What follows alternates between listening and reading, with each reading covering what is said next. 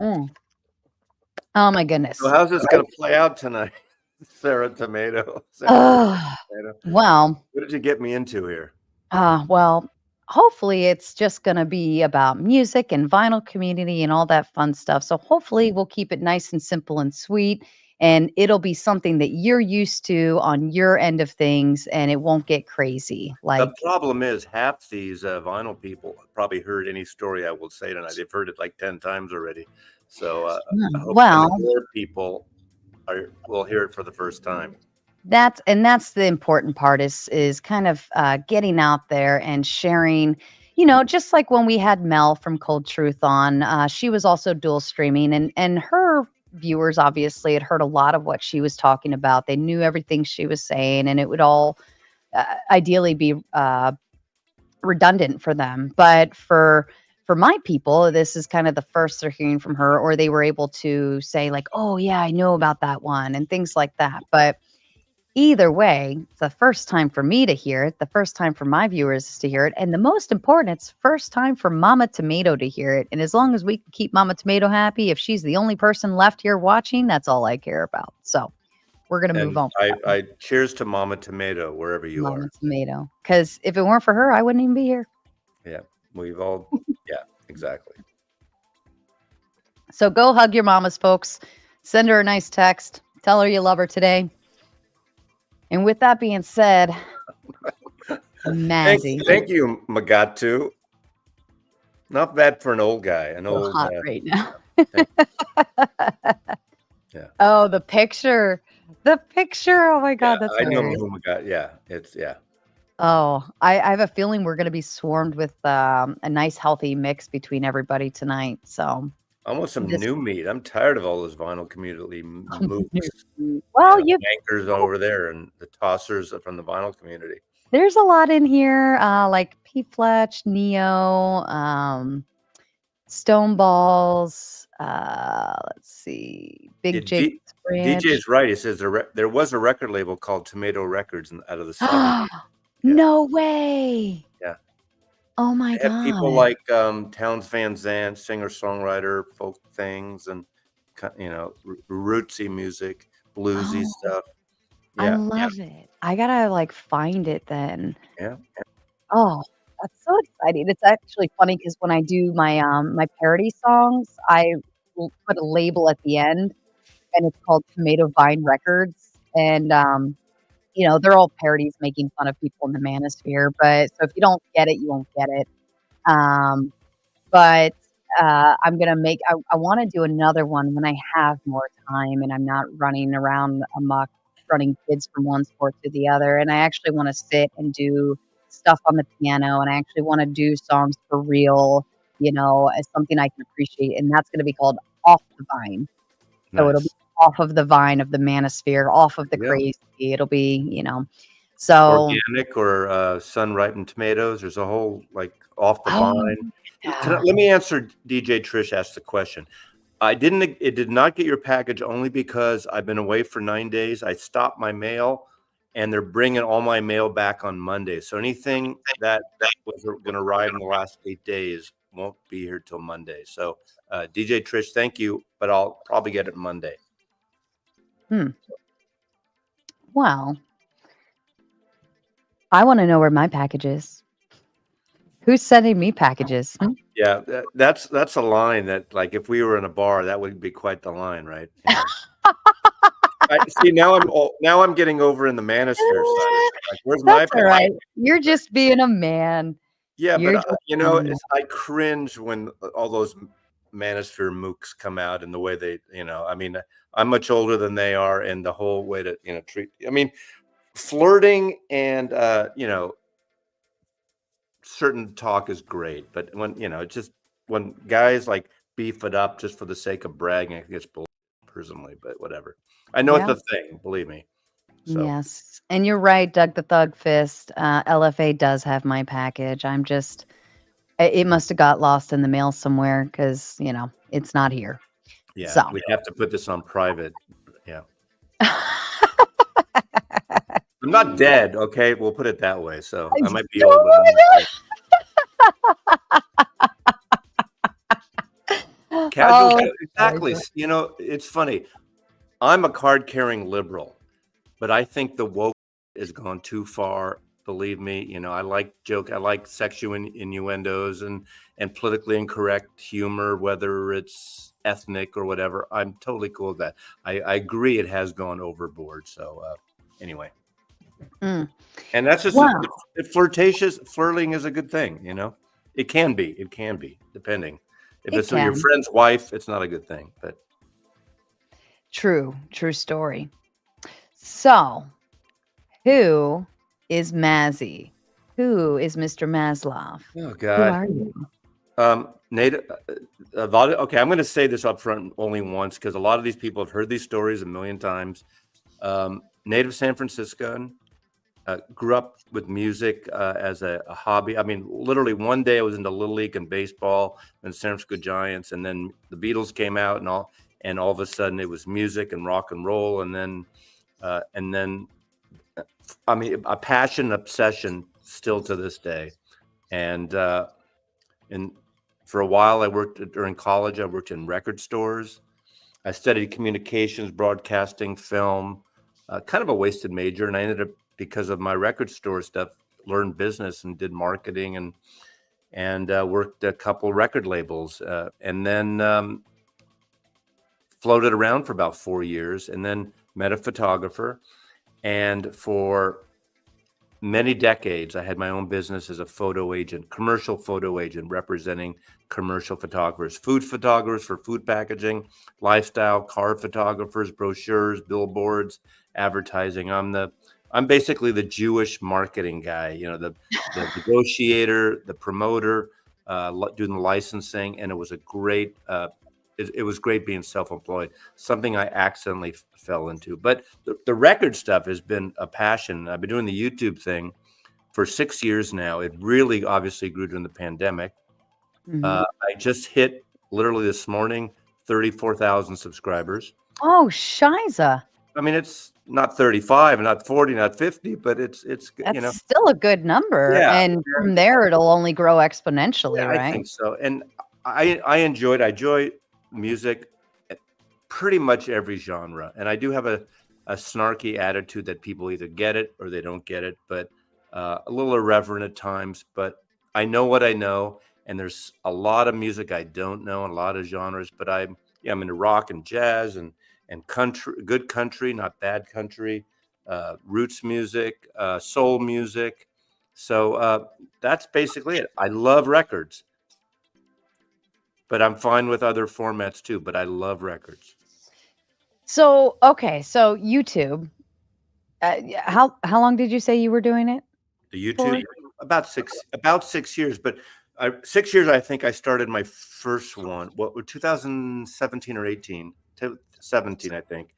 I Okay. made a video because I saw someone in Germany who doesn't do videos anymore make a video, and I did one, and then I was busy with work, and I didn't do a second one until a year later. And then Wow. I just went on and it's obsessive. I do a lot of videos. I've been sort of I mocked. see that. Maslov, you do too many videos, but I don't expect everyone to watch all my videos. I segment them in a way. You know, some of it are cheeky and kitschy. Some of them I just got back from this 8-day, 9-day road trip to San Francisco. Went to a big wedding down there, and I every day in the morning I posted a video. I did a travel video, a travel log in San Francisco, my hometown, Yeah. in Mill Valley, where I was staying in San Francisco, record stores. The it's such a beautiful city, and of course, every day I get a comment. Well, how come you're not showing someone shit in the streets? Because the press has showed all these liberal cities where it's going bad, and fentanyl and drugs and homelessness, and it happens, Oh but it my happens god. a lot across the country in different places. But San Francisco has become the poster child for that. And I showed it the beauty of the city, and it was like 68 degrees and sunny every day I was there. It was Oh, just gorgeous. I'm so jealous. Yeah, it was beautiful. And we went out to dinner, went to bars, went to this big wedding, went to record stores, went to the big museum there for this photo show that a photographer I love. So as a photo agent, I love photography. I love artwork, and that's part of the reason I like the vinyl format because of the artwork too. So So, okay, so you made a video. You made one video, and then you decided a year later, let me make another video. At what point did you realize, okay, I'm a YouTuber? you know, it took a long time. It was very. I have a thing. You know, I'm at that age that we didn't know all the now they diagnose kids with is like Mhm. really ADD. I mean, some of it's real, but my Mhm. generation. I mean, I have a form, I think, of dyslexia. Now, it was never diagnosed. I trip my lips around. I don't enunciate properly. And I tell you, the best therapy I had was doing this. And I just use my iPhone camera. I don't use a special camera. I have a ring light, but I have to do it on the side because I have glasses. And Mm. I've learned to look at the camera. And you know, the big thing for me is how to show records. I can't stand when these people go, and I got this record here, and it's like this is a friggin' visual medium, right? So if Mhm. you have it this, take it out of the friggin' thing and give it a beat. Show it. This is artwork. Show it. Don't just go like this and do it. Now I'm teaching people, telling them what to do, but I I like realize it. working with the photographers I worked with all these decades, I know how to do a frame. I know how photography works and the frame and film and the image. You always see Spielberg going like this, you know, when he's Mhm. doing interviews. And there's something about perspective, like even where I am now with that light fixture there and the Lenin portrait by Richard Avedon there. There's Did you something do that on about purpose?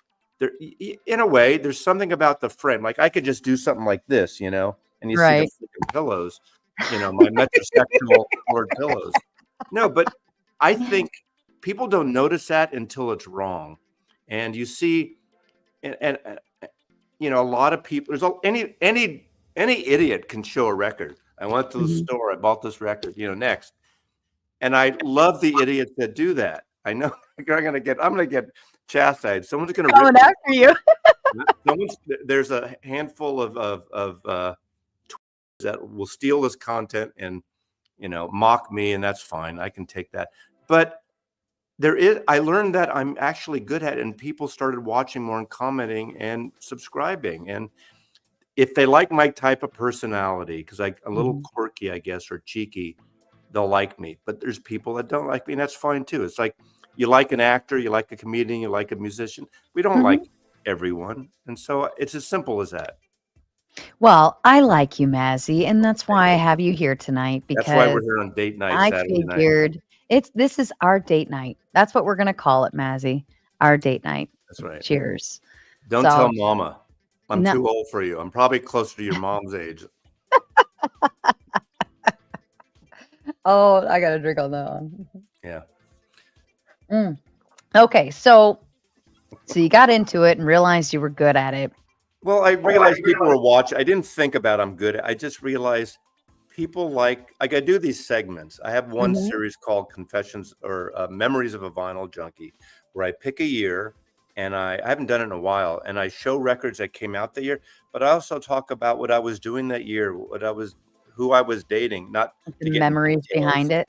Oh yeah, totally. Where I was when I went to some concert in Golden Gate Park, or the Last Waltz, or when I traveled to London my first time ever. And I found people like those stories. I mean, some Mhm. people do, not everyone. Yeah.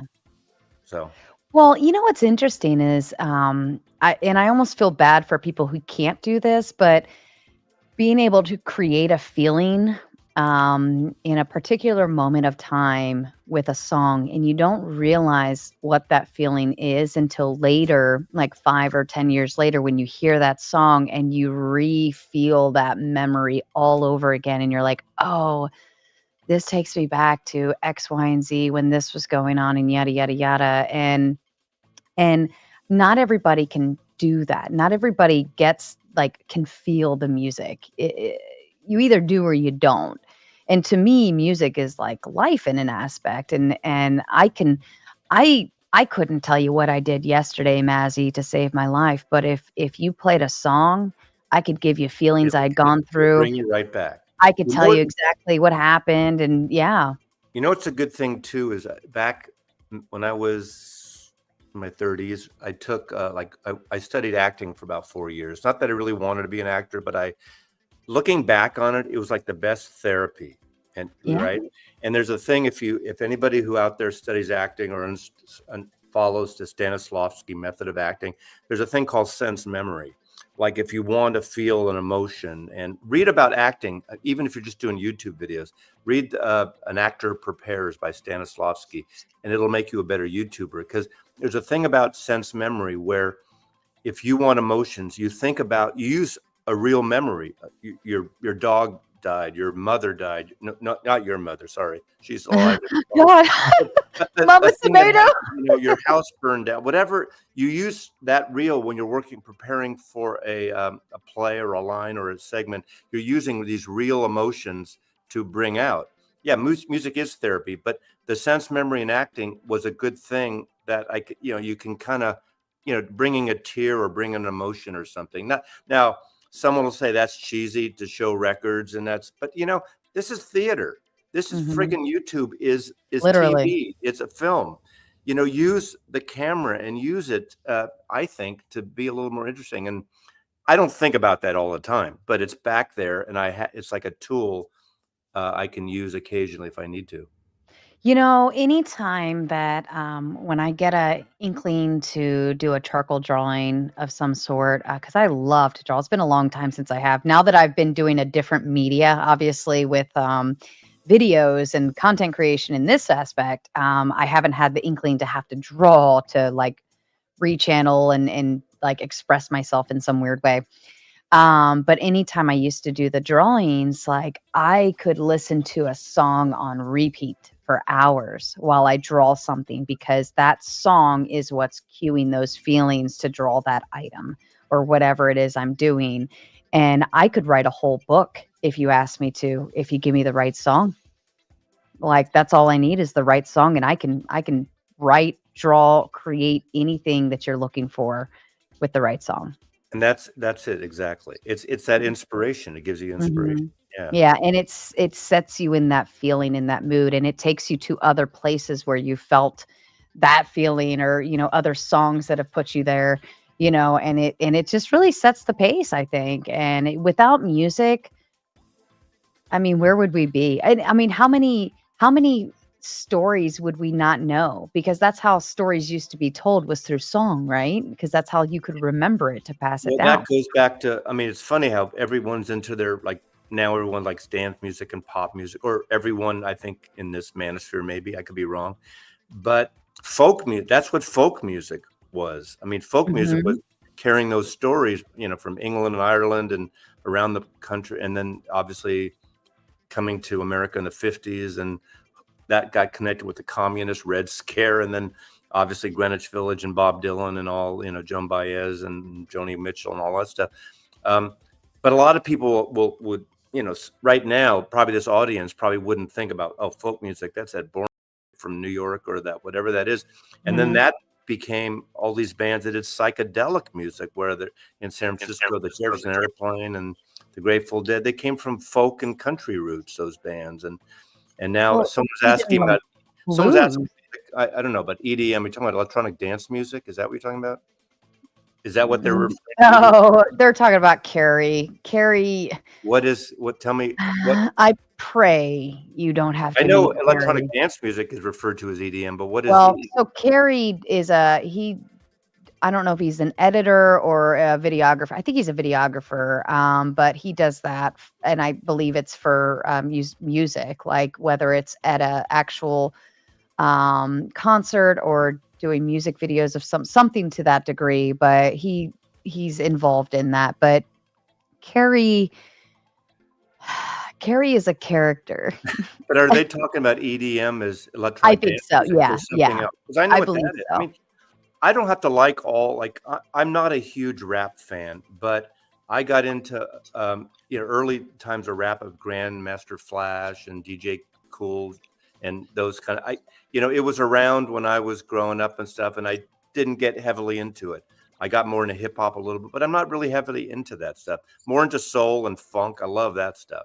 So I know about this stuff, but obviously I don't know everything, and I'm sure someone could come and talk about EDM a lot better than I could. So, I I go wouldn't to know anything about not it. that I go to clubs much anymore, but if I go to a place I want to dance, that's what I want. I'm not going to dance to Bob Dylan. I'm not going to dance to others. I mean, I don't think so. So there's different music for different times.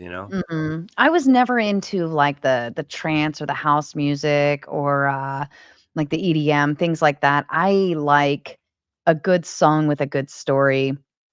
And I mean, most of my favorites will probably come out of the 80s and 90s anyways.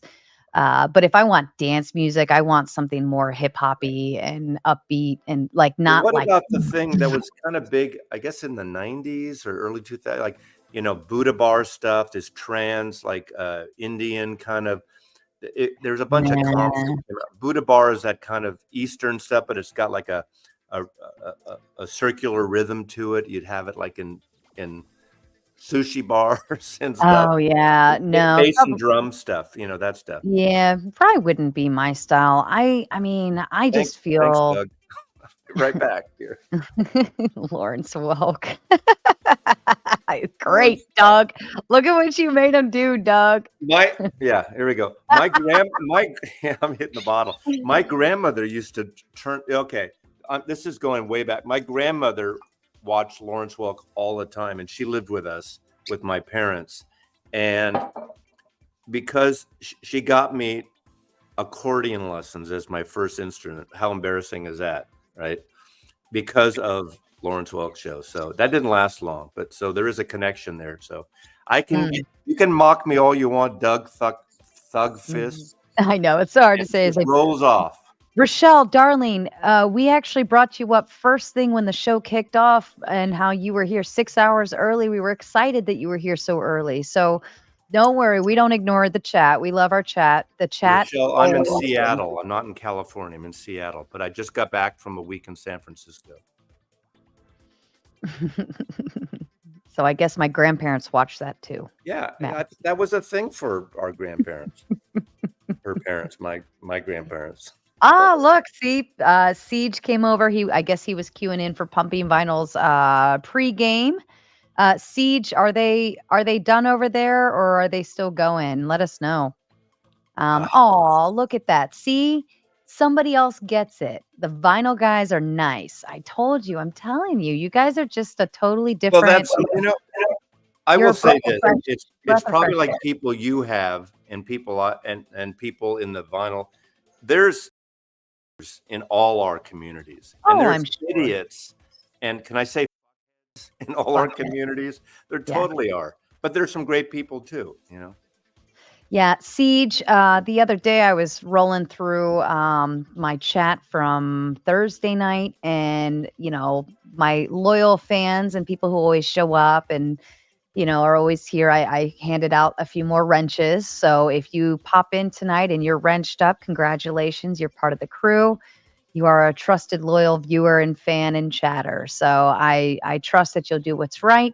We're okay with cuss words. We're okay with a little roasting, but as long as we keep kids and the gross stuff out of it, that's fine. So yeah, wrench it up, baby boy. One of my favorite people from Toronto is here, Mark Glassman. Oh, Mazy welcome, making Mark. around. I was invited about a week ago, He Mark. was invited. Tomato Well, invited me for this special one-on-one.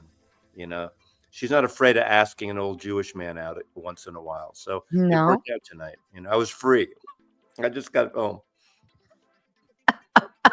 I asked Mom for permission if I could hang out with her daughter for a couple hours. Oh, Mama Tomato thoroughly approved. I will Yeah. charm the mothers. I've always charmed mothers. Maybe not now I because I'm believe that. older. I believe that about Yeah, you. yeah. If you were younger Oh, there we go. and, Yeah, and younger. That's all you can stop there. younger. That's okay. I mean, I typically date older, but within I don't some know sort of how range. old you are, but I'm 30. I'll be 37 soon, oh, that's actually. yeah. Yeah. The biggest spread I've ever dated was a 25-year spread. That's it. That's not bad. That's Yeah, not. but I mean, and we're friends, and it was just yeah. She hit up on me. I didn't hit up on her, so I feel that's safe. Yeah, I mean, my ex-husband was 16 years older than me, so and he's actually, I will say he's the youngest that I usually was dating, so most everybody else was older than that, like a bigger gap than that. It never, I don't know, the younger guys, I can't with them. I like a mature man. I like a man who knows like how to have a conversation, who's has more than just a, chair in his house, and knows how to do his own dishes and just be a man at the end of the day. I have several chairs. And pillows. Lots of throw pillows. I know, right? Oh, come on. How as great is that? Oh, that looks so comfortable, actually. It's You pretty probably cool. wake up with, like, the lines on your face. That would I be don't fun. sleep on the couch. I mean, very few times. I don't drink enough to pass out. Tonight I'm having two, but that's rare for me. I don't. You're gonna end up passing out on Well, screen. I'm gonna have to no, kick you off people in the the vinyl phone. community joke because I like martinis, and there's been a bunch of my videos where I show how to make a martini within the vinyl thing, and of Mhm. course they think all I'm doing is drinking martinis all day. One martini, that's it. So, but whiskey, I can have a couple whiskeys, and it's Saturday night. I've been out all week, so it's It's good. our date night, so we are going to have a few beverages together, or I'm gonna have a whole bottle. One way or the other, we're both gonna be having a good old time. Okay. Um, all right. So I wanted to kind of ask, like, well, how did you end up in the vinyl community? I mean, obviously you liked like that form of music, but what really did you just find it on your own? Did you start watching it before you Well, got I into it? yeah, it's a good question because there's no membership card, there's no organized thing. Although there's a couple of guys, one in Manchester in particular, that wants to have these. He thinks there should be rules that you can't do this or you. That's the thing about YouTube when you have your own channel. You can do whatever the fuck you want, right? If I Isn't want that to say beautiful? fuck, for instance, okay. If I want Fuck. to get political, I know some people don't like the Paul. I get political. I think I have over 1,000 videos up, maybe like 1,200 videos up, and probably less than 25, if that, have political content. And I do it. It's my channel. And, people don't like it. They move on. To me, that's the thing I don't get. You switch the channel if you don't like it. Yep. And if you want to comment, you disagree, fine. But just don't be. I've had people uh, just really wankers, and I'd have to time them out or get rid of them. But Right. I didn't know there was like a vinyl community right away. And then you start hearing these little acronyms, like someone said, "Well, I got some VCLT." Like, what the does that mean? Sounds like it's a venereal disease, but it's Vinyl Community Love Train. Someone started it way before my time, where you take a record and you send records to other people free, like as a gift, like a chain. Like I Really? might send this record if you had a record collection, and I say, "Oh, I love your stuff. You should check this out. I'm sending you a record." And that's called VCLT, sending someone vinyl. So it's sort of a loose community of because we all do a lot of these videos, and some people are in the community, but it's like high school or college. It's so there are segments. There's people in the metals. There's the people in the soul and funk. There's jazz. There's people that overlap in all of them. So there is like you've been on Rachel's show. That's a community, and some people love it. And what's great about Rachel's morning daily show, it's a free for all. It's a shit fest. Mhm. She knows that I I say it. love it. Yeah, I've met Rachel, and Rachel and I couldn't be farther apart politically and so much, but we had a great time together. And I'll get pissed off, and she'll get pissed off at me. She doesn't get pissed off at me. I get pissed off more at her about the political side of it. But it comes down back to the music, and there's the audio files. So there's a lot of different communities. Sure, like high school, there's a little bit of of I don't want to say competition, but you know, cross. Now, if I say crossing swords, some guys are going to say you can't say that. But there's a little bit of the what do you call it? I don't even know, but But it's fun. But you don't sign a card, and it's whatever you want it to be. But it's like people who do videos on travel logs or cooking shows, and they probably know each other, right? The people who do the cooking home shows know who each, even if they don't know each other, they know each other. When I go to record shows, people run into me that recognize me, which is really a weird ass thing. Really? I was at a show last week in San Francisco, and I was with this guy George Borden, who also does a live stream, and we're standing there, and the guy says, "You're Mazzy and George. Can I take a selfie with you?" And I said, George said, "Sure." And either George or I said, "Who do you watch more?" He goes, "Oh, Mazzy, of course." So Oh. it got to be a running joke, but it is kind of funny, like we're this bit of a miniature celebrity in this vinyl community, which is kind of a silly, weird ass thing when you think about it. So, who's the major celebrities in the vinyl community? Well, I mean, there are people that have a lot of subscribers. I guess it depends how you gauge them. And there's a lot of people that I know, people I don't know. In the vinyl community, there was a guy, Michael 45 out of Germany, who reached out to me when I had about 5,000, and he's kind of got out of that. He does his own thing now in Germany, and he has a store and things like that. There's Melinda Murphy, who's great, who's wonderful.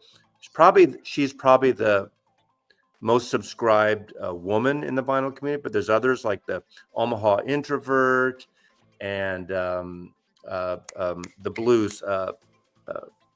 God, I feel so bad. I just forgot her name. I love her. There's a like a subgroup, and they're not really groups, called the Young Vinyl Community, and there's the younger people like in their early 20s that hang out and do Really? things.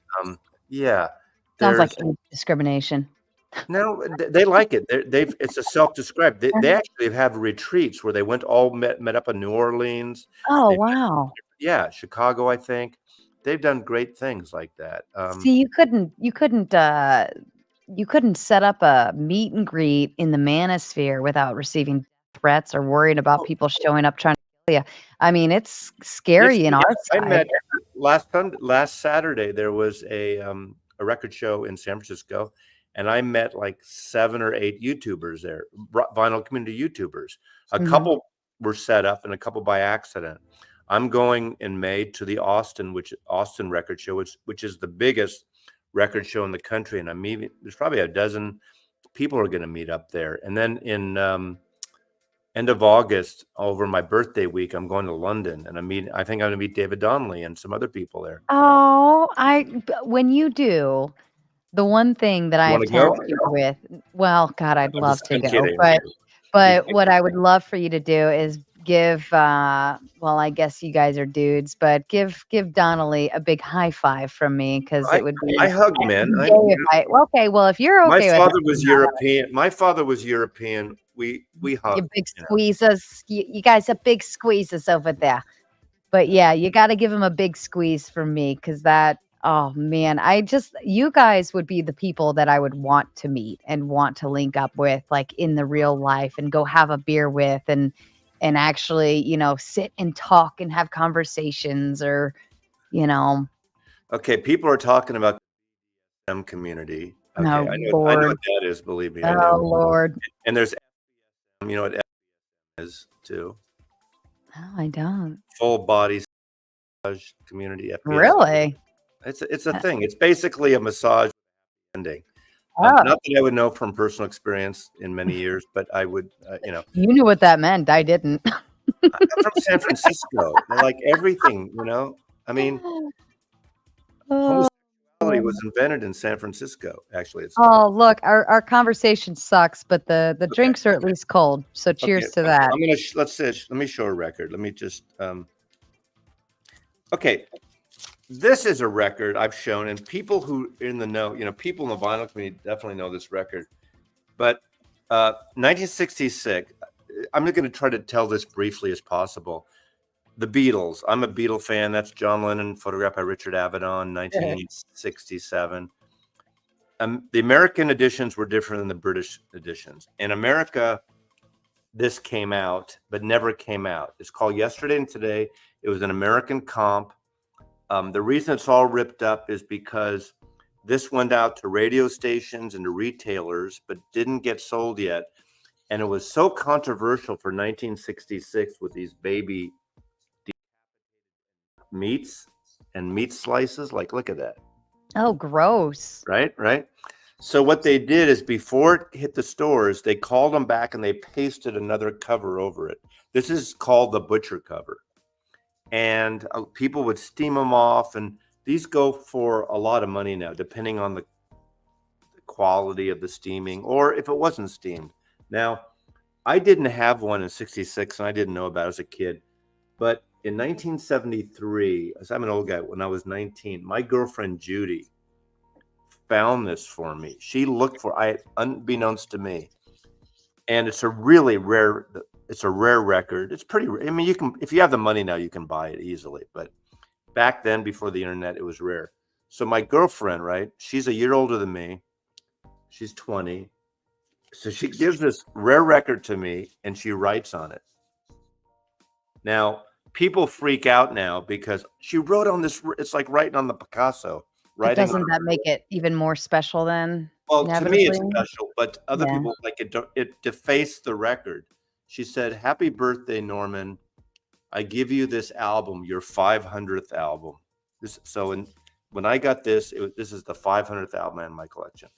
So did she wait? Did she wait for you to hit $4.99 before she gave it to you? Well, it's about five. Yeah, it could be. Yeah. But it's so it meant so much to me to this day, even though I haven't seen her in 40 years or whatever, 35 years, that she went and searched and found this, because now you can buy it online, you can find things with the internet, but that in those days you had to really look for it. So what determines, I mean, obviously the Beatles was because that was a pasted cover, right? There was a bad batch inevitably that went out. It had a poor response and they wanted to bring it back and change it and then kick it back out. What, like a normal record that goes out, what would make a record more valuable than another? Oh God. There's so many answers to that question. Sometimes it's a specific pressing, like maybe it was a very small press run of a few hundred copies. Okay, here's one. Sarah asked me some questions to think about, not that we're going to go through every single one. This is a 50-year-old record. This is The Residents. This is a parody of the cover of Meet the Beatles, the first Beatle record.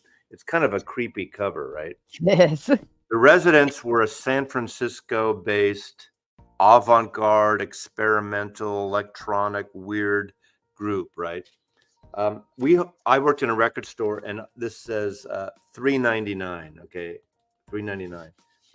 This was only 1,000 pressed of this record. It's been reissued, but this is the original in shrink, which means shrink wrap, right? The shrink wrap's still on it.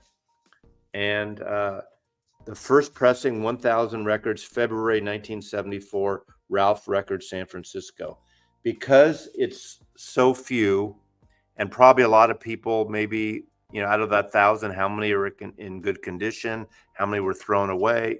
People didn't think of saving records in terms of value, and I didn't think about it. I still don't. This is probably a $600 to $800 record now. If I was to sell it, depending but you have to have a buyer. $600 to $800. Oh, I'm sorry. I thought you said 6,800, and I was like, like, and you're playing with that like it's a toy. Yeah. I mean, you can go. There's a thing called Discogs, and you can buy records. You can see what values are. You can look them up. You can find these. I don't know what it is on Discogs now. Things go up and down. How do you get my hands on it? You look at. Well, I'm old enough. I bought this like for $3, it's $3.99. So I probably got it wholesale. So I probably got this for $2.50. and I kept it all these years. But I didn't save it because it was going to get rare. Who knew, right? Records were dying when the CD era came out. Who knew?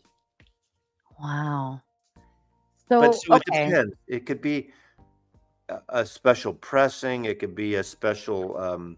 The sound of the record was unique. There's a Led Mhm. Zeppelin record, Led Zeppelin 2, that was mastered, which means it was cut loud. I won't get into that. It's kind of technical for some people. But if you have a good version of that Led Zeppelin 2 record, that's about $600 to $800 as well. Now, that's Wow. because everybody who had that Led Zeppelin record trashed it. They rolled it, they cut it, they let it they just threw it around the room, and they're in What? bad shape. Well, people would go to friends' apartments back or dormitories, whatever, and play Led Zeppelin records in 1971 and 2. It would sit out for 3 days out of the cover, stack up. That's the way people didn't look at records as some valuable thing, because if you really it up, you could go buy another one for $3 or Yeah, $4. true. I guess that would make We made sense. less, but still, it's $4. Do you know what the most valuable record is out there? No, but it depends. I mean, like for instance, a Sergeant Pepper, an autograph by all four Beatles, which is really rare. I think it was done at their manager's house when the album came out. I think that went for like 70 or $80,000. But there Wow. are things that are worth a lot. I don't know exactly. I mean, people could probably Google that and find out. Doug has a pretty good question here. Do any of these people DJ or do you just collect? There are some people that DJ. There's a guy named Stunt Rock Confusion, that every Friday he's in Sweden. He's a Frenchman in Sweden, and he has a radio show for about 2 hours. Sorry about that. He's already given us a thumbs down. How's that? There we go. He has a radio show, and he plays a video, and he plays music. He plays avant-garde experimental jazz. It's unique. It's really cool stuff, and it's weird stuff for most people, but there's always something really interesting about what he does. There are some people that play music. Patrick PB Thal has a channel, plays music, so it just depends. Oh, and Sarah, I know, who else asked this? Rochelle asked this question earlier, and maybe you guys weren't tuning in a little earlier, but I today am drinking bread and butter Prosecco. That is my Prosecco choice of the evening. I'm trying to get through, every sip and stream. I'm trying to pick a different brand of Prosecco, but it will always be Prosecco that I'm drinking. But this week is bread and butter. It goes for about $16 or $17 at the liquor store. Pretty easy, can't beat that. So far, it's going down just fine, which that's the great thing about Prosecco or any What type of she shit. said. Doug the Captain, like Mazzy, what would be the coolest animal to scale up to the size of a horse? So I think you're Captain Ellis. That's a Captain stoner. L has said some weird things so far in the That's a chat stoner tonight, question. but yeah, it's good. It's good. Yeah, no, the other night I was drinking what was it? What was it called? Basil Hayden, which is what, a bourbon, I think. Or maybe it's a whiskey, whatever. It's one of those, one of that. But yeah, I'm but drinking yeah. Woodford Reserve Kentucky Straight Bourbon Ooh, Whiskey. yeah, you can't go wrong with that. So Mazzy's link, let me actually go ahead and drop it Subscribe. in here, but it is noted in the Mazzy's music. description, but let me go ahead for the chat. Um, hold on, I can't chew bubble gum and walk at the same time, so bear with me. I'm not going anywhere. Oh no, you're not. Thank you, Cold Truth. Do you know Cold Truth? Yes, that's Mel, who I had on Thursday night. I didn't see that. We were actually Mel or Mal? Mel, M-E-L. MEL. Okay, nice to meet you, Mel. I didn't But see that. Sorry. she is the Cold Truth, and so she's the one that does like the true crime, cold case type of content on her YouTube channel. And so we did a crossover stream between. Well, I did see. I was traveling, but I saw a little bit at the end when I was traveling. Did you guys talk about OJ just because? That just happened, what, today, I think? Or, 2 days ago he died. Yeah. I don't think I hadn't heard of it until I think maybe the next day, but that would have been a great one to cover, had I realized that it happened. But outside of that, she had some great, like, we talked about the profiling and how some of the guys that, as soon as I had put, how I tagged you in the stream and I had it up early. Well, I did the same thing with her as well. And I always like to have my stuff preset so that it kind of sits out there as advertisement. And because she was tagged, a lot of my trolls, the guys that hate me and like to say terrible things about me and do all sorts of weird stuff and follow me around, went over to her channel and started trolling on her videos and Of course commenting they weird did. stuff. Of Yeah. course they did. And the first words out of her mouth were like, "Man, there's a lot of profiling I could do that would make me think that here in the near future, those guys will inevitably end up on my side because I'll be covering the story of them for doing, crazy stuff." So So, does Mel talk about all true crime in terms of new, old, in between, all like I so I'm in the Pacific Northwest. We have our we have a handful of serial killers. oh my god, Mel, yeah, come we to did talk visit. about what Come was to it, the visit me Golden in Gate? Seattle. I'll drive you at like less than 30 minutes from my house. We can go to the lodge from Twin Peaks, Snoqualmie Falls. We can go to the diner. You can do the whole Twin Peaks tour thing. But we have here up and down the coast, obviously the Zodiac. I grew up in San Francisco, so the Zodiac and Ramirez. And remember the Coachella school bus incident. I do. Here's a suggestion off the record thing, and it's getting some controversy because young people don't like to watch black and white TV shows on Netflix. Really? Well, on Netflix, the greatest show right now on Netflix is Ripley. Okay, Ripley.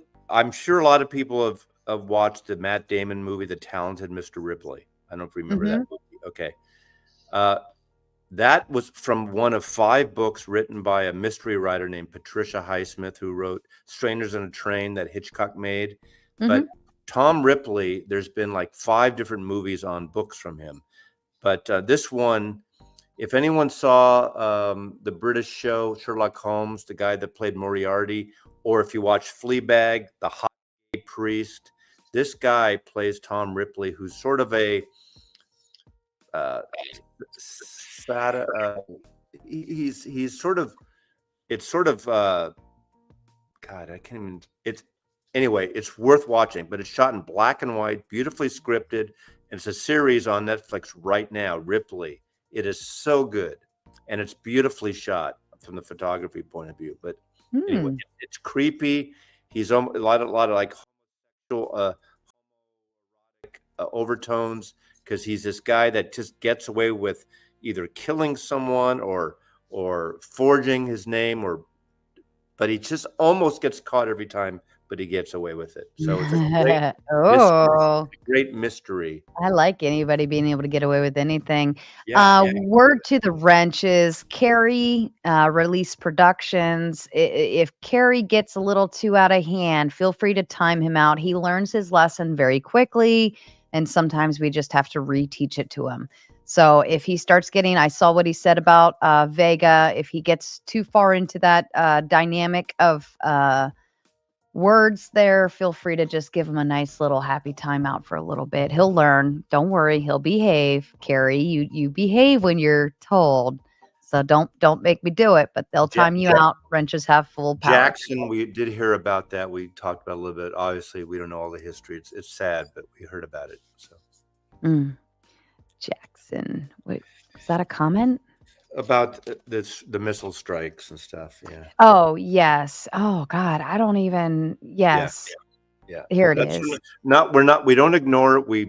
But we're not We're dwelling on that in just this we're conversation. gonna we're gonna distract you guys from the bad news tonight and World War III, and we're gonna pretend Oh, William, this is not welcome. going on. So, and speaking of better things, enters Pumping Vinyl. I'm guessing you just ended your pregame show. I hope it all went well. I wasn't able to tune in. I was busy momming and doing those things. But I hope you had a good showing. And Okay. yeah, damn Here's right. a great record. I just want to show this 1979 London Calling Great Clash album. It's when punk matured. That's all I'll say about that. So, Punk matured. What? yeah. Okay, what do you mean by punk matured? Well, punk was, obviously Ramones three chord about surf. It's kind of, to me, the Ramones are just really fast, louder surf music. And I love the Hmm. Ramones. But this record changed, double record, 1979, London Calling. There was so much in this record. I always want to compare things like to the Beatles' White Album, because the Beatles' White Album is brilliant, but it's also a mess. And I mean that in the best of ways. There's so many different things happening on the Beatles' White Album, different styles of music, different genres, and they mix it up. And that's the same with London Calling by The Clash. And those of you, this cover is a parody of the first RCA or second RCA, I think the first RCA, Elvis Presley record, where it said Elvis Presley, same type of black and white photo, same typeface. So I'm Oh, just doing interjecting music every once in a while to bring it back. I like it. I like it. I mean, this is your show as much as it is mine. I mean, Well, that's I'm what the we're both guest. here I'm the for. guest. You are the guest of honor. Well, thank you. So there is a difference. There is a difference. But I'm so glad. I feel like the vinyl community showed up for you tonight. And that's what makes it like, and we still have the manosphere blended into all of that. And that's what makes it a happy place because people start to like get to know each other in the chat and find out that they have more in common than they anticipated. And that's kind of the goal of my show is to start bringing different communities together and like being the place where we can all come together and learn something new and find out more than just one thing that we focus on. So There you I go. love it. I love it. Are there going to be speed dates? Well, I mean, I don't know if you got the memo, but Maslov and I, we've been on a speed date for the last Yeah, but hour. I was so naive and so inexperienced when that happened. Yeah, but we've been I'm on a more speed date the secure last now hour though. Yeah, we're with my good. banter. Yeah. It's I mean, so far I haven't turned you away. No. And I do want to say to the chat and to the viewers, we will open up the panel here maybe 45 to 60 minutes whenever I'm done with Mazzy and I want to turn him over and I want to turn him Quick, over to I you. feel like you need to get those heart like electronic things and resuscitate me. Look, you can't die on my This is a typical thing about women. Okay, I'm going to go in the manosphere for a moment. You Ooh. play with us, you toy with us, and you toss us away.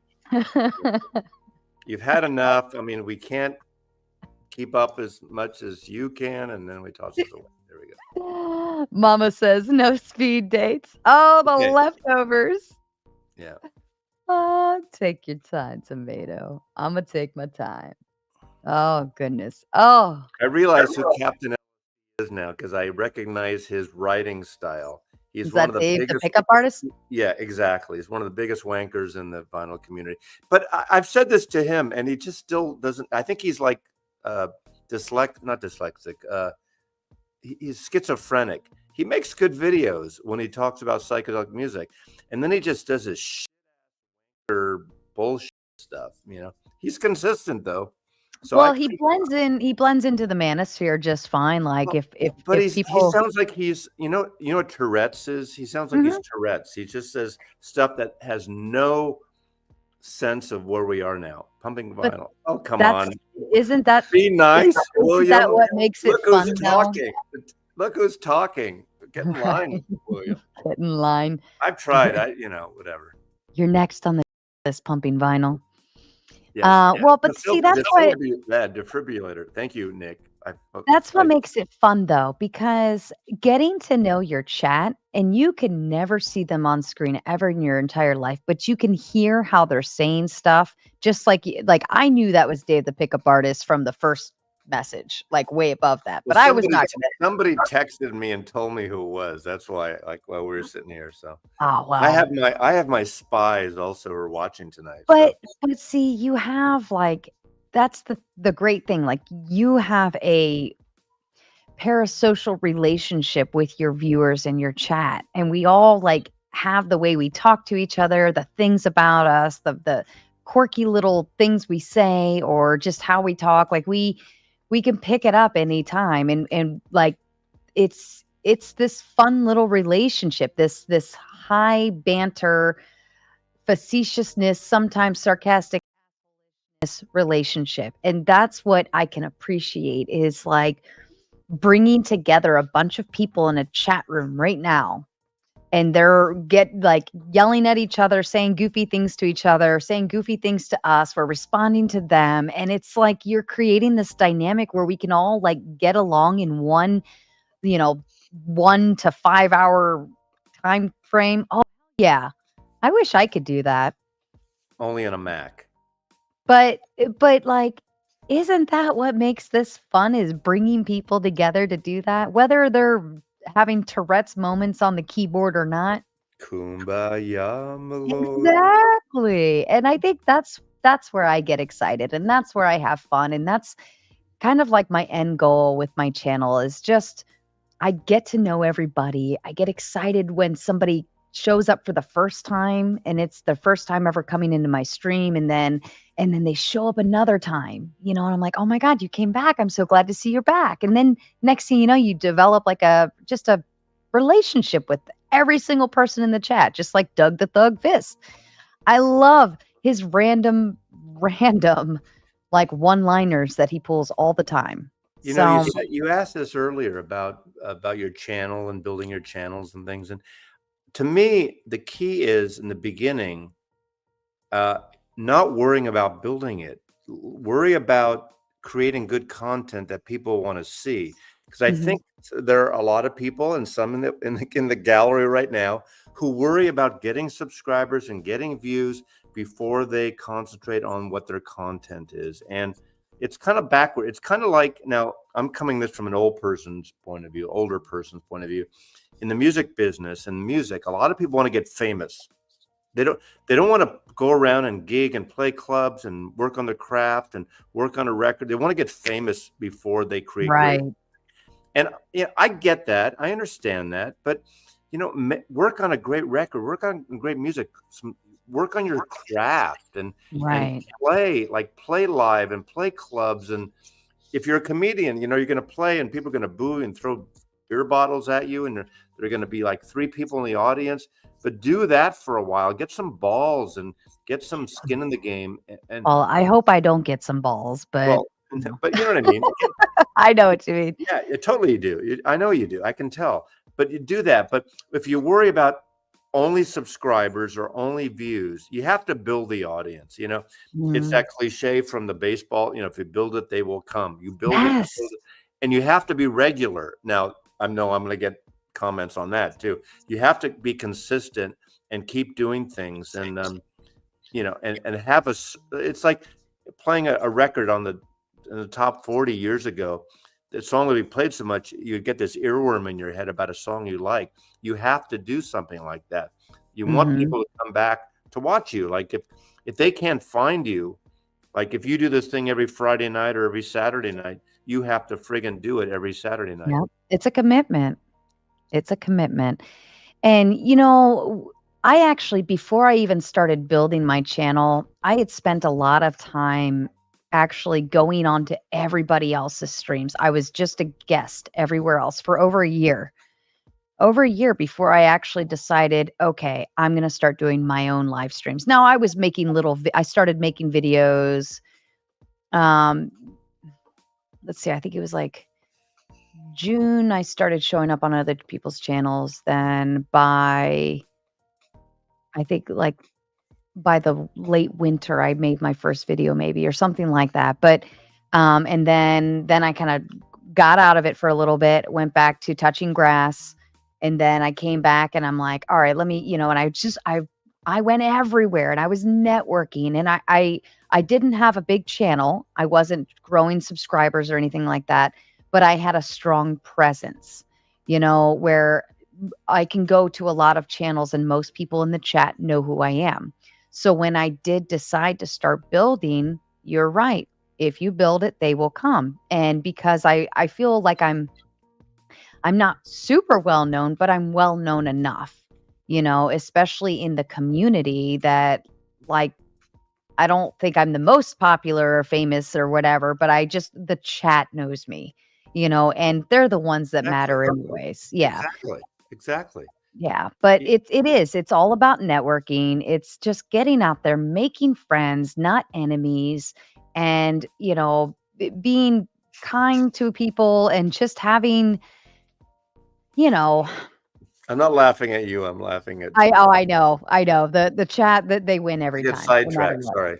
Oh, yeah, I'm right there with you. But in any event, I created my presence before I created the channel. And then now that I started live streaming, like I like again, even if it was just my mom watching, I would still have fun and do this. You I know? admire you for that because I tried a couple live stream. I'm not good at it. I like being on a live stream, but I'm not good at Mhm. hosting. The last time I did one on a Saturday night, a few months ago, at the very end, there were three people left on with me, and I thought I turned it off. We had some weird guys show up like in the last 10 minutes, right? Weird. It was kind of like one of those guys that lives in the woods, like outside of Seattle, like that your friend who talks about true crime. He's probably a serial killer, and he like was asking all these weird questions. And so we end the stream, and we're talking about that weird ass guy, and I start seeing the comments after about a minute. You're still on the air. You're still Oh live. god. Oh, I felt Oh god. yeah. I Yeah, I'm deleted the stream after. assuming you didn't do anything embarrassing after Well, that. it was marginal. Were you, like, still in the backstage talking to other people? No, we were like I was talking to you, but we were on. People were watching. I thought I ended it, and we were Oh, live.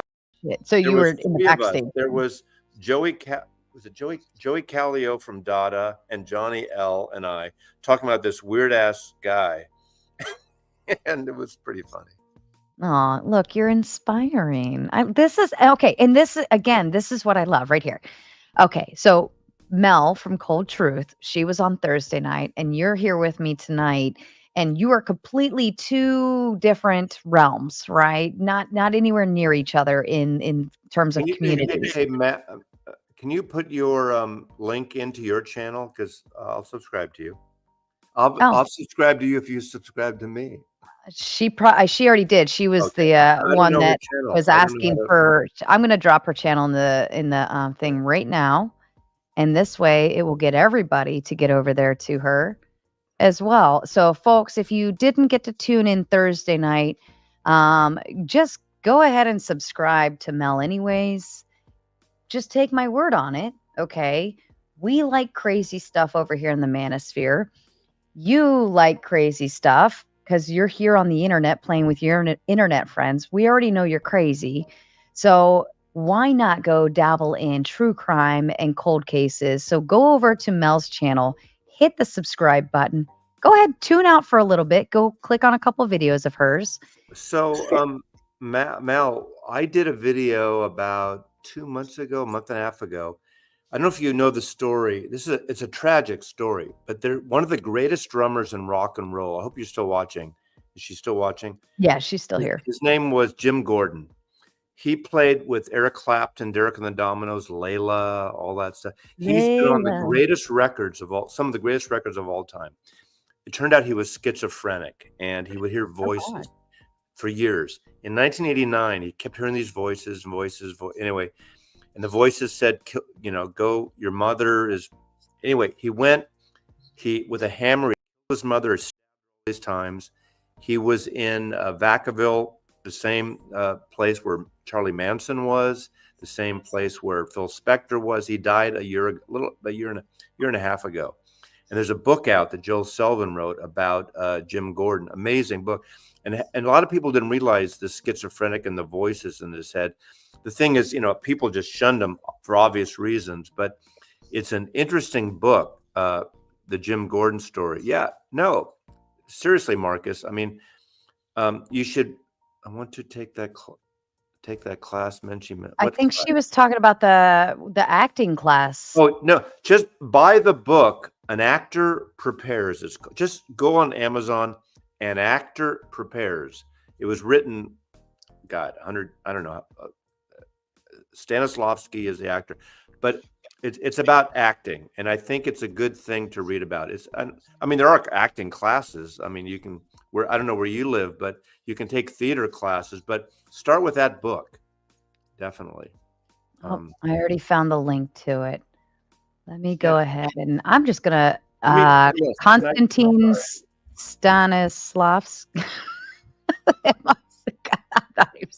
Konstantin Stanislavski. Is that right? Oh, where'd he go? Oh, he left. Okay, I'm pretty sure that's the one. So I'm gonna go ahead and take that link and drop it in for you, Mel, if you want to get to that. That's the Stanislavski. Is it Konstantin Stanislavski? Yes. Okay. Yeah. All right. I just dropped the book to This Amazon. looks like a commie book by Chairman Mao. It does. But this is I mean, there's paperback versions of it. I mean, it probably seems dry to people, but it would be good to give you a sense, even if you're not going to act, but it's like if you do public speaking, if you're in sales, even, I mean, I don't want to sound like a sales geek, like Dale Carnegie, all that stuff about sailing. I tell you, all the knowledge you get helps you. Yeah. Anyway. Manson, like Marilyn Manson? Did you know Manson's son is on YouTube? No, but you can buy. Okay, I hate to promote this. Sorry. I don't have it.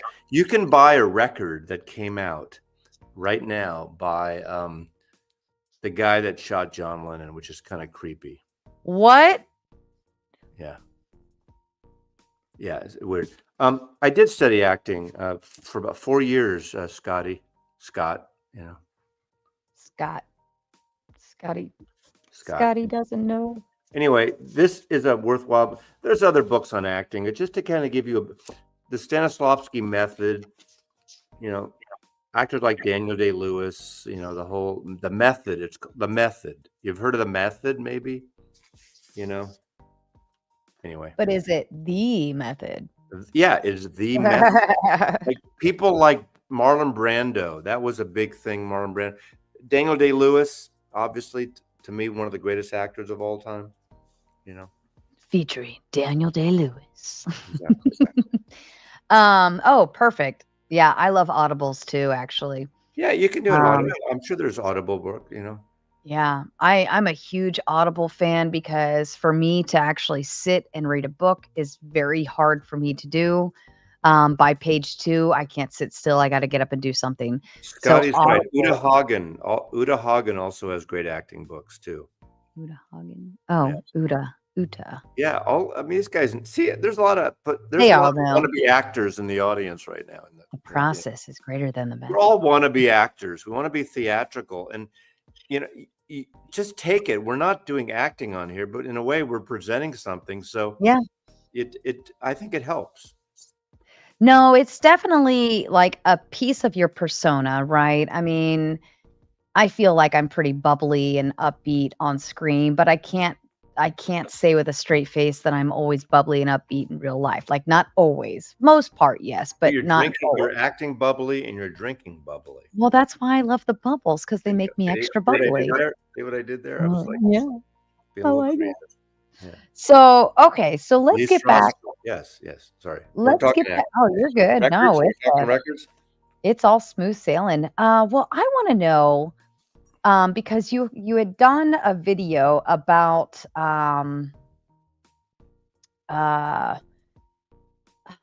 there was a book about women in the vinyl community. So I kind of wanted to know, yes, women in vinyl, the art of making vinyl.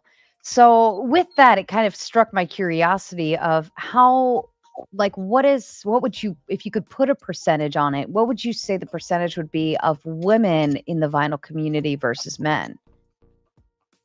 5% that. Really? It's pathetic. So why are women? They're all old white dudes, except for Scotty, who's an older, middle-aged, gay black man. I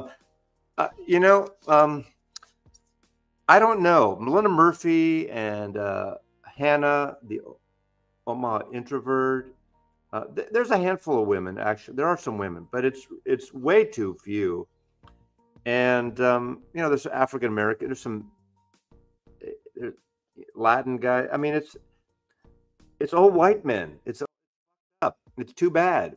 Is it like a retirement plan to But go into the but it's vinyl not community because here? when you go to a record show, you go to a record store today, there's a lot of younger people buying vinyl, buying records and doing it.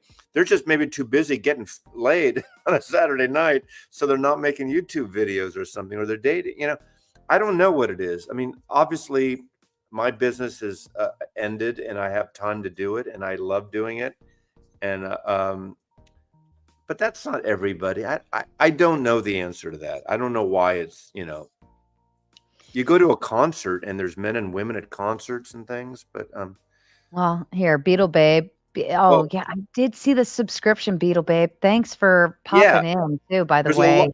To be honest with you, I hate to say it, but to take from your manosphere, there's a lot of misogynist wankers out there that when a woman does something intelligent like this and shows records, they jump on over for the wrong reason. They get sexual, they get belligerent. Now it takes you've been doing this for a while now. You have to, and this happens. We have drama in the vinyl community. You have drama in the manosphere. Oh, yeah. I know people, men too, who have moved out because of what we call the five horsemen in a way. The five same people, the trolls that have said some things and posted some parody videos that they think is a wonderful light parody, but they're mean spirited and they're mean and outed people in different ways. It's just from my point of view. Maybe people Mhm. disagree and have quit it. Now those are Yep. men that quit, and women, they just they can't listen to a woman show records and talk intelligently. They have to go like, oh, I have a friend, and I that was a regular on mine, and every time she was on, I'd get comments like, oh, I bet you he's her, that kind of, um, Yes. I know what, that what now. Just the same as Mazzy. Any man who shows up in anybody? my chat, any man who shows up in my chat, they are called simps just because they participate in my chat and they watch actively, they come to my show often and tune in. And it's like I can't just be known for being a great conversationalist and an excellent facilitator of a show and producer and all of these things. Like people can't just come watch because they like me for what I Right, do. Like exactly. now they're just simping for me because I'm a cute blonde. Like I'm not that cute, guys. It's Well, okay. but that's why when you watch Rachel's show, the whole like it's almost like a joke now. Oh, a real live girl because these guys. Now, I think most of the vinyl community guys are pretty innocent. I mean, they're not the ones doing this stuff against women, Mm-mm. but it is few and far between. And Rachel, Well, these there have been a few, odd ones that have come out of the vinyl community, like one that was talking about my daughter in ways that we won't discuss okay, here, and that's then one that was coming well, we all know Richard James, who publicly apologized for his behavior, thankfully. He's still on thin ice, but, it's I'm moving away from, I'm gonna be able to forgive him eventually, but there are the odd ones that have come out of, your guys' community, but it's nothing I yeah. haven't already heard. Yeah, Beetle Babe. I've been on with Beetle Babe. She's great, but you're right. And you got to put yourself out there, but you got to let it roll off. You know, you got to have a certain constitution to not let it freak because it could freak you out. Putting yourself out there. Can you imagine real celebrities? All the shit they get. We're not celebrities, but we have people watching us. When I have 5,000, 10,000, 20,000 people watching a video. I mean, I don't know any of those. I mean, most of those people, and hopefully most of them are watching for entertainment purposes. But there's always out there. Well, I think the piece of it is people forget that we are still humans and we still have normal lives outside of this. When we turn the camera off and we go back to, I'm going to make dinner and I still have to run my own laundry and I still have to do dishes and I still have to be a mom and I still have like bills to pay and I still have a life to live and I still have emotions. I'm still a person at the end of the day, and what they forget is that we are human, we have feelings too, and they want to pretend that we don't because we're just on a screen to them. We're just in this, little box that they're watching, and so to say anything wouldn't matter because what would we care, right? We're just two people on a screen. But you're a woman who's possibly reacting to them and they can interact with without paying, $50 for the first 60 minutes or something. And that's all they need. They really only need 30 seconds and they're Yeah, finished. but Right? the trolls are the worst part because they're the ones that forget that, like, we have feelings too. I have feelings. I am a person. I am a Sure. human, and naturally, I have to shut them down when I'm on screen, but they just forget that my life is a life just the same as theirs, and I still have I go to family Thanksgivings, and I have Christmas morning, and I have to wake up every morning, to an alarm clock just the same as everybody else does. And I have a 9 to 5 and I still have things going on. And I have issues just the same as anybody else. And to throw in a mix of their trolling, like they do it as if I don't have those things existing. I can't sit around all day and deal with trolls and So and am I going worry. to be invited to this year's Thanksgiving? I need to know that right now. I actually think you should be. We should do it and That then would do. freak people. That would fucking freak people out. Oh, no, But we'll do all thank you. I, it'll I be a whole I have to thing. decline this year, Sarah. Maybe another year. We have to build them up to it, right? Oh God. You want to start rumors? Believe me. Oh, Mazzy, the rumors are already flying. Like, not even just for you. I mean, I'm a You should have female seen on the internet. backstage before we got on here, the conversations we Ooh. had. We were talking all sorts of craziness, guys, Yeah. if you only knew. All right. So I wanted to know uh, about the artwork. Like kind of elaborate about the artwork because I know you kind of touched on it a little bit earlier, but why is the artwork on a record, especially a record, so important? Now, I can speak to CDs, and I will say I remember opening a CD and you like get this big flop down thing of the lyrics and these beautiful pictures and stuff. And it was like, I looked forward to it. And I would get so mad if I opened a CD and it was like 2 pages. And I'm like, seriously? Yeah, That's but it? the typeface is this small. You need like a magnifier to read it. Not that you want to read True. But something. the pictures that were with it, There's a percentage of people now who buy records that don't even listen to the records. They put them on their wall and stuff. But there are certain things. Okay, I talked about this. This is a guy named Klaus Vormann who did this cover, and I think this is a brilliant cover. Now I didn't bring it here, but everyone knows Sergeant Pepper, right? The cover of Sergeant Pepper with all these people on was the most elaborate, expensive cover at the time. Now looking back, 55, 60, whatever it was, 58 years, 57 years. It looking from now, it doesn't think like, what's the big deal? There's weirder stuff. But at that time, that was a whole different ball game, really. I mean, it was, Time magazine. It was the first time like rock criticism started. But cover arts, like famous photographers, like, okay, this picture there's a photographer by the name of Richard Avedon, who was one of the most famous fashion and portrait photographers. And I'm sure he shot for Harper's Bazaar and Vogue and Life and all these fashion magazines. And he shot the psychedelic pictures of the Beatles on Look and this shot. And what's great is obviously if you have a 12 by 12 cover, I don't know, you may or not like this or something, but Nick Cave is is an Australian artist, one of my favorite. This is one of my all-time favorite records, The Boatman's Call. And just his look on this, it's nothing fancy. But the type treatment. but he looks like he might kill somebody. I know it, doesn't he? This is to me the most beautiful, sensual, religious, spiritual records I have in my collection. It's dark, it's moody. He's got this low voice. he talks about angels and God, and I'm not a religious person at all. I'm a agnostic, which means I'm hedging my bets, really. But it's such a great record. It's a moody record. It's a dark record, and it's a sexy record. But I just love this cover. It's my favorite Nick Cave record. Some people think it's too down and not not upbeat rock and roll stuff, and I get that. Then there's records like, let's see, I got some records here. The cover art is so important.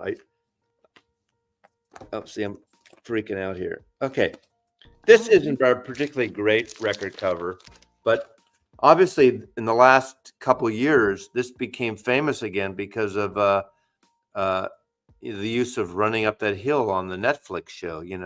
Oh. Right? And this, when I first went to England, I don't think this is a great cover, but I love Kate Bush. And this was when I first went to England.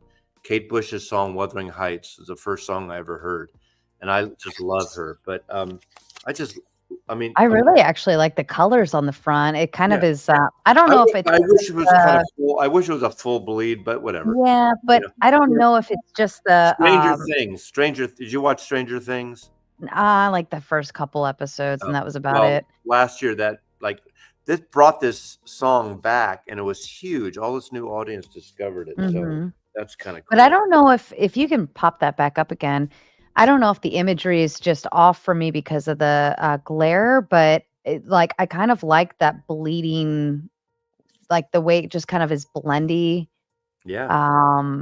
Kind of all. I love this one better. I love the colors of the front though. Yeah. I'm all for a good black and white photo or like the vintage look, but the bright pink and purple, I think it's beautiful. Okay.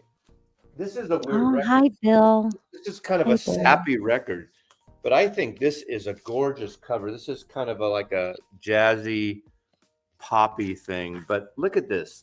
Isn't that a beautiful? Oh.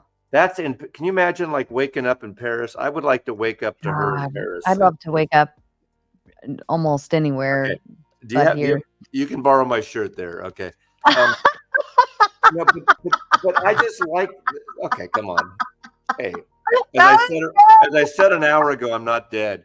But bonjour. No, Paris. You're not. No, sir. You got the best one-liners I've heard yet. But look at that. I mean, you look out, you see the Eiffel Tower, and you're sitting there in probably your boyfriend's or your partner's shirt.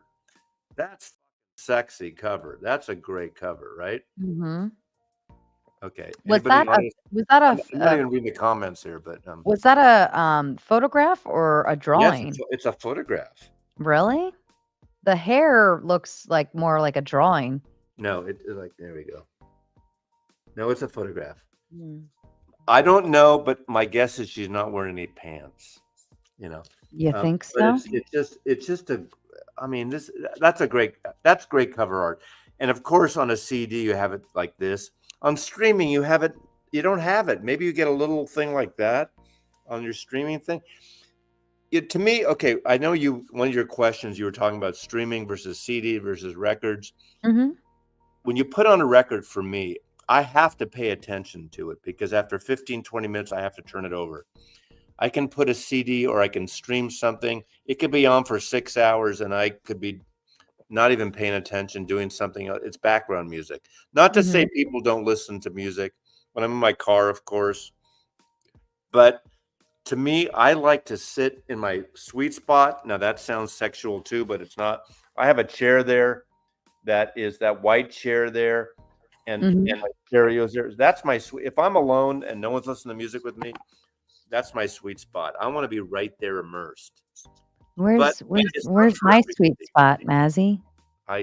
We don't want to talk about your sweet spot, baby. Okay. See, I knew we were going to go there. Where's my chair? Okay, this is the thing. Okay, if we're going to go there, I'm going to say this. Okay. The hardest thing in the world for a man to find is the G spot.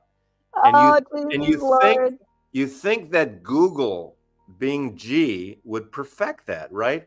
And my experience is the G spot is never in the same place twice. Night, it's here. Saturday night, it moves somewhere completely different. There you go. Okay, I'll stop that. Let's go back to records. Oh, Bill K. Okay, give me a break. That was good. That was good. But it's true. From a guy's point of view, it's true. We want to think it's the same place, but it's not. It's like a mystery. It's like there's a thing in Northern California called Mystery Spot, or Santa Cruz, maybe. You don't know where it is. Even if you were given a map, you still couldn't find it. Google Maps can't find it. Okay, Google. Oh, Shiza. No, that white chair is 20 years old. It's a 20-year-old IKEA chair. It's seen a lot. It's seen a lot of sweet spots, huh? I'm not going to comment on that. Oh. It's so funny in the vinyl community. People always want to know what my situation is because they see me with these friends, these women friends of mine. I have a lot of close women friends. They're always wondering, like, come on, how come he's not hooked up with her or whatever, you know? So it's bizarre. Oh, shit. Oh. Any other questions, ma'am? Let me catch my breath. My cheeks hurt from smiling so hard. So you gotta laugh, right? Isn't it? If you can't I laugh, found that. I don't care how, you know, laugh. Get the I don't fuck care out. if you look like George Clooney, all the power to you. But ultimately, it's your personality and your sense of humor that wins. Amen. That wins them over. You All know, these guys out here saying like, "Oh, you got to be a hot Chad for the women to like you." Like, no, honey, we want to laugh. We want to laugh. Either get with that or get the out. Nobody cares. Nobody cares if you look good. You could be a total bag, and we can smell. well, we want to look okay. A mile I mean, away. come on. I mean, No, look great for who you are. today Right? for this stream, you know. You if you look great for who you are, whatever, you don't have to be a Channing Tatum. All right. As long as you can make us laugh, like what's the dude from King of Queens or James, what's his last? Mom, help me out. Come on, Mom. It's one of her favorite people, but James, yeah, I saw him live too. He's a comedian from King of Queens, whatever his name is, but he's a heavy. Huh? I don't know.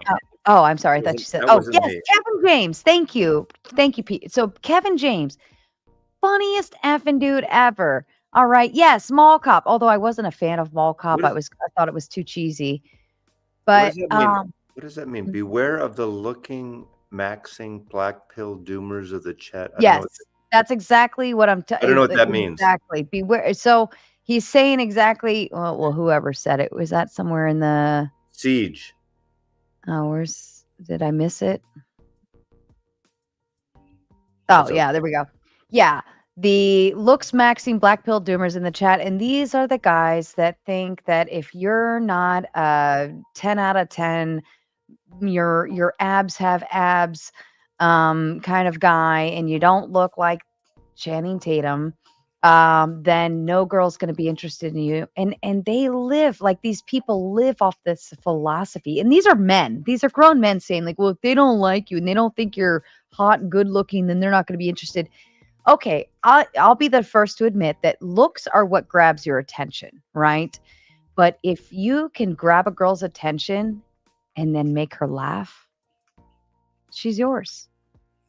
She's yours. That's all we want to do. That's all we want is to be entertained. We love to laugh. That's all we want is to just laugh in life. All right. Whether we're laughing at you or with you, one way or another, we just want to laugh. So, yeah, you know, it gets boring. I mean, I didn't want to go in this direction, but you know, you could date someone, you can have a good physical relationship stuff. After a while, you need to talk to them, hang out with them, enjoy them. You need, seriously, I mean, I don't know. Okay, let's talk about records. Okay. Next question would be, if I wanted to get into the vinyl community or collect records, how would I even start doing that? Like, and how would I know what record's a good record or what record's like, "Oh, everybody has Yeah, that." yeah. Like, how would I First of start? all, when people ask me that, I tell them don't. I tell them don't. I said, don't start now. Don't even bother. But don't even worry about. But I'll say, don't worry about good records. Now, people in the vinyl community, okay, there's a series of cheap record players called Crosleys, right? And people are all like record vinyl audiophiles. Oh, Crosleys will ruin your records. Oh, give me a fucking break. You start somewhere and you get a record player. No, there's better Crosleys and there's shitty Crosleys. And you get someone with a diamond stylus and you pay a little more. You can get a decent record player, like an all-in-one that can play your records. It ain't gonna, and despite what those in the audience are going to say, it won't record their records for initially. I have records that I've had for 50 plus years that I played on turntables when I was a kid, and they still sound great. If you take care of your records. So, that's a good way to start. You can, you can get used gear and things, but go to used record shops and buy what you like. Don't worry about specific pressings. Don't worry about anything else. Buy it for the music that you like. Go to garage sales. Now there are definitely records that go for more money, and collectors and records right now do sell at a premium, some, but there are a lot of cheap records too. So just, I guess, do that. But most people don't have the time or the room or the space, or to do that. And I understand why people stream, or CDs are cheap now. Mhm. Just enjoy the music. That's what I say. So, if I wanted to become a vinyl community member, and I know you said it didn't come with a membership card or anything like that, but I'm gonna sign up like I'm gonna sign up to Costco. What would be the do's and don'ts within the vinyl community? What if even whether it's in YouTube or out there in the record stores or at the conferences and things where things are going on for the vinyl community, what would a do and don't I don't be? think there's any don'ts. I think you got to do what. See, as I said earlier at the beginning of this, there's a handful of guys, one in particular from Manchester, that wants to have rules. It's ridiculous. Do whatever you want to do, and then, but it's good to interact with other people. Comment on their videos, watch on their videos, invite them to Mhm. watch yours. But just do whatever you want. I don't like rules. To me, the great thing about art Well, you're is a liberal. I am a Or liberal. li yeah. But the great thing about art, there shouldn't be rules. Don't say, oh, use a certain kind of pigment when you're painting, a certain kind of, movie making thing. Don't use rules. God, I hate fucking rules in art. Art shouldn't have rules. But what about, like, a common courtesy from one record collector to another? What would the one thing that I would make sure I do or would make sure I did not do? I don't know. Just be a polite person? Well, Share a yeah, I record? think respect is something, and watch other videos and subscribe and make comments. If you like something, tell them, they reciprocate with you. Occasionally go on some of the live streams. There's a hand, not just Rachel's, there's a handful of live streams. I don't think you have to do anything. I don't think there should be rules in art. I think that's the problem. Rules in movie making, rules in painting, rules in music, break the rules. Because what happens is, like Hollywood, they'll do something, it'll sell a lot, and they'll repeat it 10 times. Same with records, same with music. All of a sudden, then someone comes out with something like, what's that great record that came out about a year and a half, 2 years ago now? It came out of nowhere. It's Chaise Lounge. You know that song? Yeah, Oh God, what's it? Someone I that came. might know it if I can hear Oh, it. that band. It's these two women and these two or three guys. It's so great. What It's is it? called what? The song's called Chaise Lounge. Tell me what I have the record. Someone tell me Chase quick, quick. It came Lounge. out of nowhere. Wet Leg. Okay, Wet Leg. That's it. Wet Leg. Great Wet record. leg? It's Oh, hold nothing. on a Maybe it's second, let nothing me new, but they did something, and it all of a sudden clicked. They're great. Wet Leg.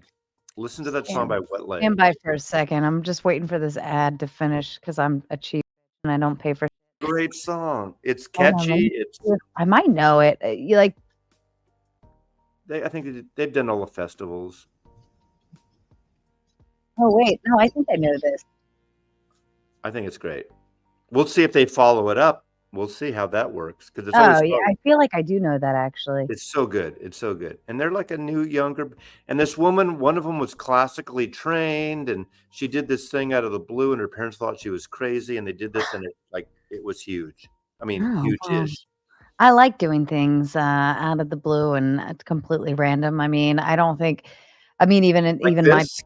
yeah, that's what I was actually gonna go say, like, I started jumping in the YouTube stuff, and I was kind of embarrassed to even tell my parents, like, "Hey, I play on the internet with friends."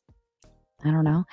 Um, and then finally, when I started making videos, like, my mom started coming around and watching them, and she was all excited, and she would give me good feedback, and then I was showing my dad a few of them, and he if I could get a laugh out of him, I was like, "Okay, we're in a good place, okay."